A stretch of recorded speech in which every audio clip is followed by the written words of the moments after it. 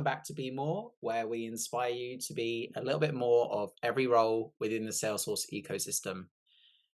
For today's session, we are talking about what it means to be more authentic.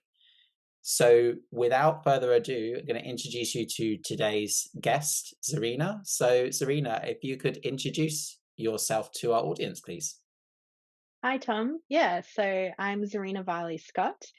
I am an Aussie living in Canada, and I am a associate Salesforce consultant at a boutique consulting firm based in Toronto, Canada. For today's session, your role is about being more authentic. So, if you were to introduce that role to somebody, how would you explain to them what that means? What kind of levels and kind of layers does that role have?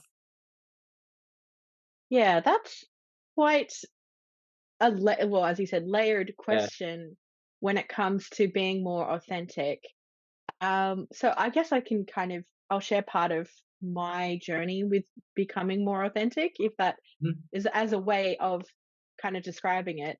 So I am I've always loved color, I've always loved patterns, I've always, been really into the brighter the better, but I always kind of felt like I had to kind of hide that part of myself. And Yeah. I remember growing up, I'd want to put on a fancy dress and I'd get the whole it's not a fashion parade or something along those lines. And so I'd kind of be like, no, okay, I'm checking myself a bit. And then as I grew up, that also kind of seemed to continue of getting, I know I'm talking about dressing a lot at the moment, Mhm. but that's kind of how it kind of evolved for me, being mindful of even just something like wearing two patterns together. Oh no, I shouldn't do that. It's too much. It's too much. And then finally, when I went back for a trip to Sydney, where I'm from, in 2019, I kind of noticed um, a lot of the fashion and the culture was a lot more out there than it is in here in Canada, and a lot more. I don't know. It kind of just stood out to me of all these beautiful colors and birds and flowers and whatnot, and I was kind of like, wow, okay, so I guess this is just normal. I shouldn't if I wanna wear something like that, I will, and that really kind of opened doors for me of not wanting to really hide who I am as much anymore. Because I mean, I love I'm a massive geek. I love superheroes, I love cartoons, I love cosplaying, I love going to Comic Cons, and I never felt before, certainly in my previous role, that I could really bring all of that stuff to the table. That it was kind of, oh, you should act a certain way when you are with in a certain setting. Versus, I noticed all the other people kind of talking about what their hobbies were, and oh, they liked to play golf and whatnot. But I felt for me, I couldn't really do that. So now, when I started dressing the way that I want to dress, I started really embracing those parts of myself and thought, um, it's important for me to be authentic and be who I am, because that means I'm bringing my whole self to whatever I'm doing.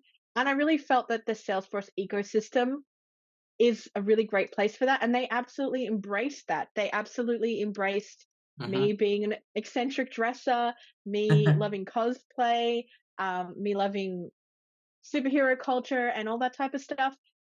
It really, it feels like a safe space to be able to bring my whole self, bring my whole authentic self to, an ecosystem that I'm so involved in and that has now become my full time role. And now in the company I'm working for, I bring my whole authentic self. I talk about, video games. I talk about my eccentric fashion choices, and everyone kind of embraces that. There's no, and in fact, I would say it actually encourages other people to bring more of their authentic self to their work setting as well, where they might not necessarily wanted to do that previously. Okay, awesome. That's great. And I'm glad to hear how it ties back to the Salesforce ecosystem because we're all different, but at the same time, I think the ecosystem is known for being friendly and welcoming and accepting everybody. So it's good to Exactly. bring it Yeah. back. Yeah. Yeah. So your day-to-day role is as a Salesforce professional. Is there any kind of examples of how you bring your authentic self to those conversations with your clients, I guess? How does that work? And I guess there's perhaps a line there, right? Yeah, of course. So, I mean, I need to get a new headset for all my work calls, and I was considering getting a Hello Kitty one with ears and a bow, and I thought, you know Right. what? As much as I would probably be able to get away with that, that might be just a little bit too far. And then I kind of decided no, that I didn't want to go that road. So I'm getting a pink headset anyway. Yeah. But I would say one thing in particular is I don't blur my Zoom background when I'm on video calls. I know a lot of people do, Mm, but I make sure to have it obviously looking clean and neat. And I have a lot of Salesforce plushies on display, and I have a picture of Wonder Woman and some art yeah. that one of my friends made. And it's always actually a really good conversation starter because people, or clients rather, and other people that I happen to be on calls with, they notice and they're like, "Oh, that's an interesting background. Like, I see various Salesforce characters, and I see, oh, you've got a Wonder Woman up there." And I think it kind of helps people loosen up a little bit and Mhm. realize, oh, even though we are talking about business related things, that we don't need to be all like strictly corporate culture. And certainly in this business, it certainly helps when people loosen up a little bit too, because then we form a bit of a trust layer there as well. Oh man, Mhm. trust layers. We've been talking about those a Yeah. little lately, haven't we? Um, but it really does. It helps people feel more comfortable knowing that I am kind of opening up to them and they feel that they can open up to me as well. Yeah.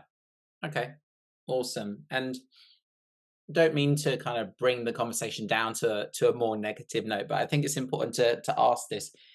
Do you sometimes have people that kind of pass judgment off on it, or perhaps react differently to, like, if you had a blurred background to an actual background? Do you ever experience that? Great question. And no, no one's actually ever commented to me. Um, Mind you, they may have thought that. But Yeah. one thing I've learned over the years is someone else's opinion of me is none of my business. So I really try and just not think about that because everyone has thoughts about everyone else.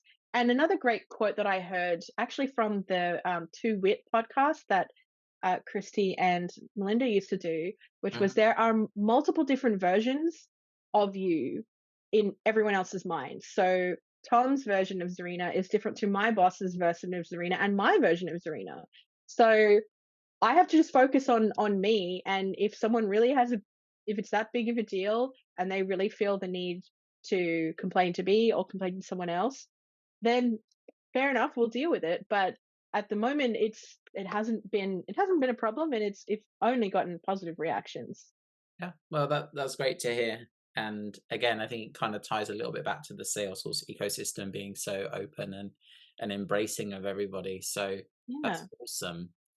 Um, if you were thinking again, perhaps your own experience is here, but there's lots of different roles in the ecosystem. We've got kind of admin, consultant, developer, and other roles too.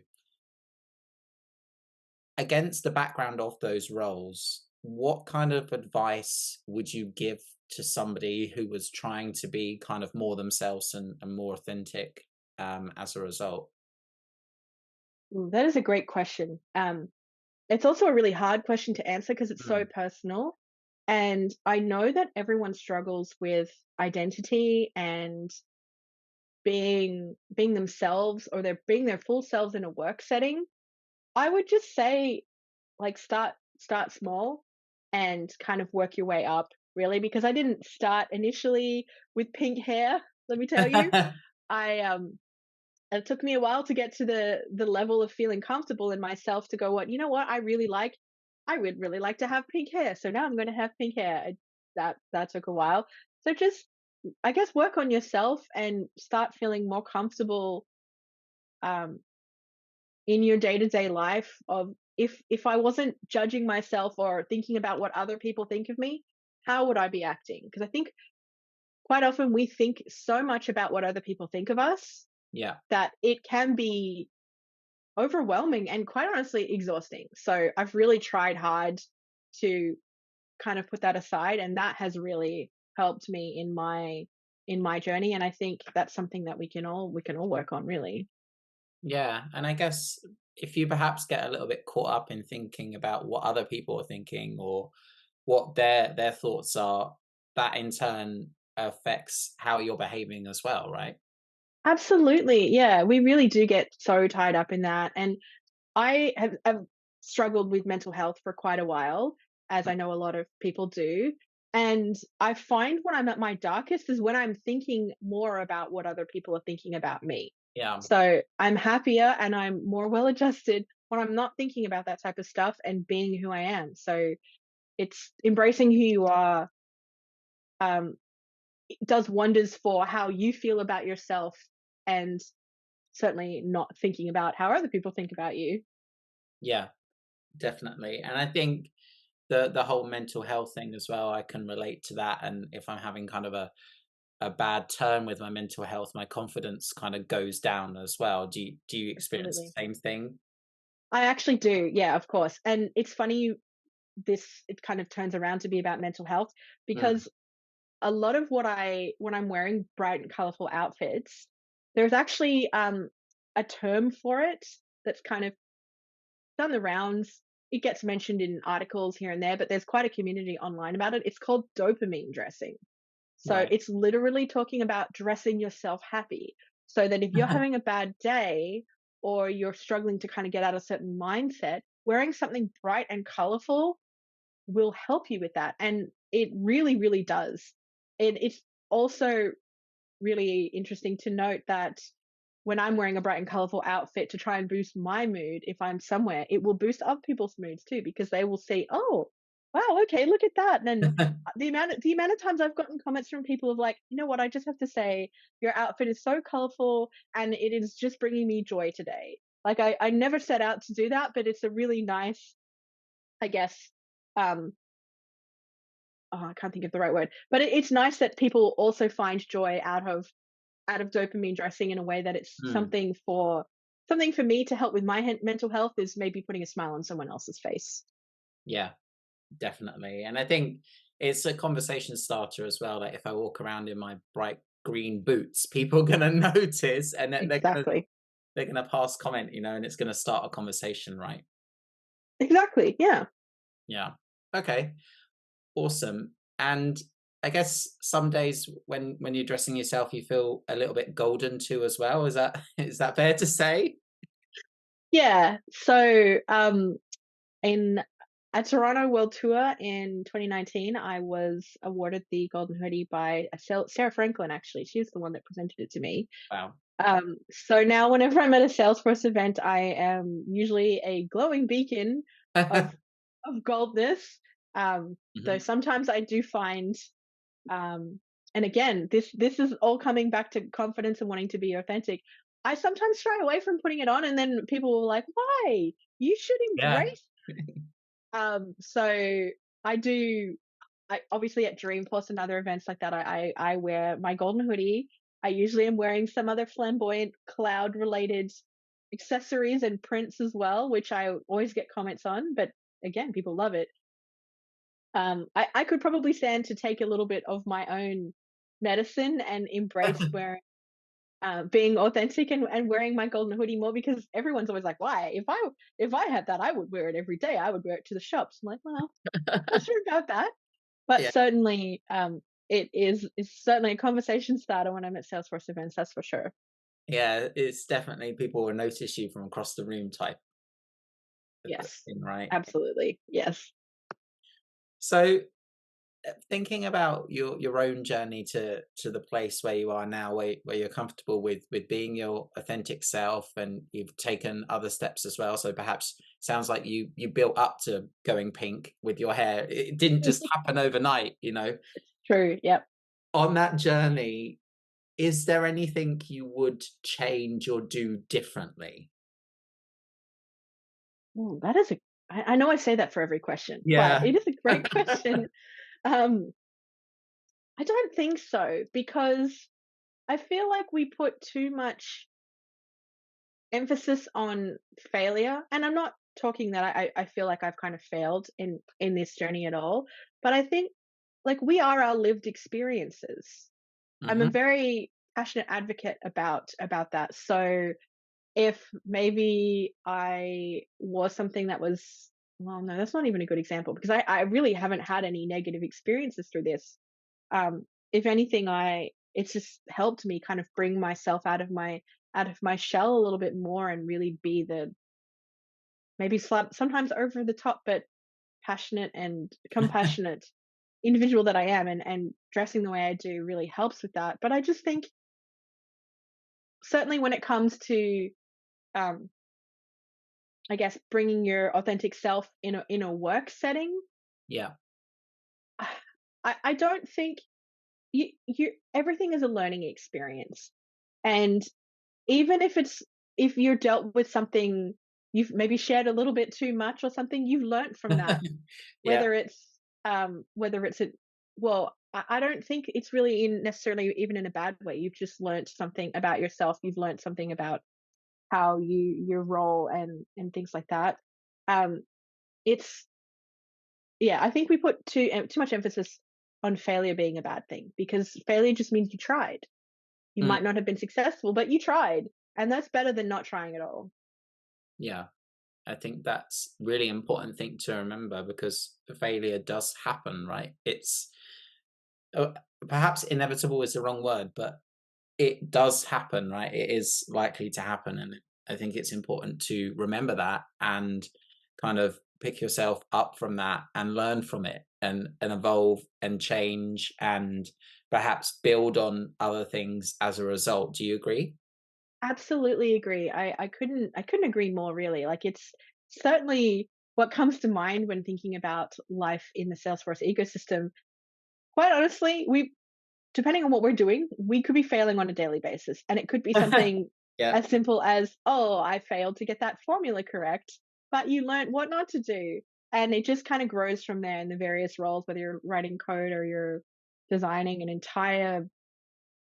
entire system from scratch. Mm, Everything that we do is about lived experiences and about success that comes from failure. yeah. Yeah, exactly. And I can certainly resonate with that. Like if I hadn't have perhaps kind of put my foot in my mouth in that conversation or built something and then got all of the flow error emails 10 minutes later, I wouldn't be doing it differently the next time. Exactly, exactly. And yes, we've all received our fair share of flow error emails, that's for Yeah. sure. Yeah. I think one of my proudest failures perhaps is creating an infinite loop in flow and it actually never stopping until I deactivated the flow. Uh, that's some kind of skill, right there. Uh, It is, but at the same time, now you know. Now you know you've learnt from that, and that'll be something you check every time from now on, I'm Yeah, guessing. exactly. So, if you were to kind of summarize what attributes or maybe perhaps more ways of thinking it takes to be more authentic, are there any kind of key points or kind of top tips for the people in the audience out there? Yeah, so I would say get to know yourself a bit more and Mm, what you like, and don't worry too much about having, I guess, your home. Okay, look, I know that we obviously have to have some separation between our home life and our work life, that's for sure. But I guess what I'm trying to say is don't worry about that too much. Start to embrace that a bit more. Like if you are a passionate sports fan, there's no reason why you can't bring that side of you to work. If you're a passionate video game fan, mhm, there's no reason why you can't bring that part of yourself to work, as long as you're doing it in, a professional and considerate way.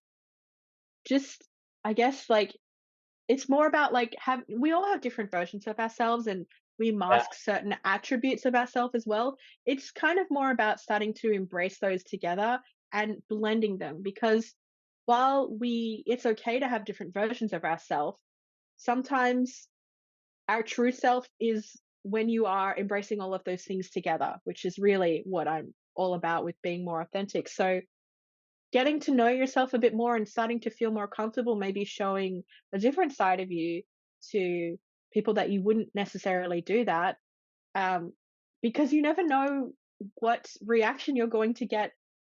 And I mean that in a positive way. I've found Mm, when I open up, people open up back to me, and then that just strengthens the relationship, whether it be internally or with clients.